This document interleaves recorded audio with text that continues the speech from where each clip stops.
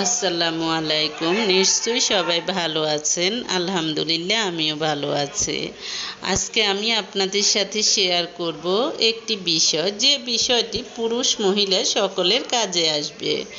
অর্থাৎ ডাক্তারের কাছে না যেয়েও আপনি কিভাবে বুঝবেন আপনার হার্টে ব্লক আছে কিনা। দেখা যায় যে ডাক্তারের কাছে গেলে ডাক্তার অ্যাঞ্জিওগ্রাম করবে। অ্যাঞ্জিওগ্রাম করাও কিন্তু এক ধরনের অপারেশন, এটাও কষ্টের।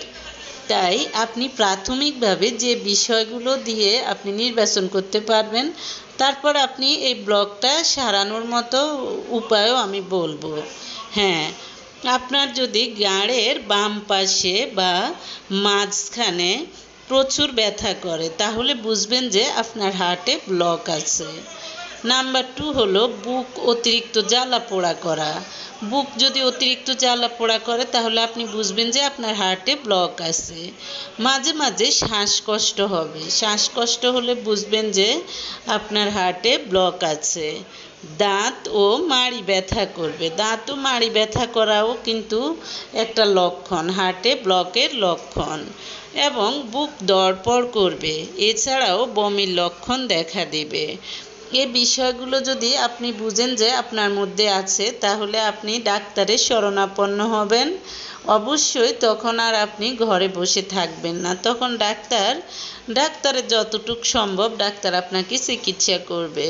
তবে প্রাথমিকভাবে আপনি লেবু খাবেন, তারপর হলো বিভিন্ন ধরনের কাঁচা পেঁপে খাবেন, বা আপনি হার্বাল উপাদানগুলো খাবেন। তাহলে কিন্তু আপনার এসব সমস্যাটা দূর হয়ে যাবে। অন্যদিকে বিভিন্ন পাতার গুণাগুণ, কি কি পাতা খেলে আপনার কোন ধরনের সুবিধা হবে, অর্থাৎ আপনি কি ধরনের উপকার পাবেন। খালি পেটে যদি আপনি পেয়ারা পাতা চিবিয়ে খান, তাহলে আপনার হজম শক্তি বৃদ্ধি পাবে। নিয়মিত সজনে পাতা খেলে দেহের রোগ প্রতিরোধ ক্ষমতা বৃদ্ধি পায়, ডায়াবেটিস চলে যায়। পেঁপে পাতার রস নিয়মিত খেলে আলসার ভালো হয়ে যাবে, অর্থাৎ আপনার কোনো ধরনের পেটের মধ্যে সমস্যা থাকবে না। গ্যাস সহ আলসার সহ সব ভালো হয়ে যাবে। নিয়মিত কারি পাতা খেলে ফ্যাটি লিভার সুস্থ হয়ে যায়। তারপর হলো প্রতিদিন থানকুনি পাতার রস খেলে ঘুম ভালো হয়। তাহলে এই বিষয়গুলো যদি আপনি নিয়মিত মেনে চলেন, তাহলে আপনি সুস্থ থাকবেন।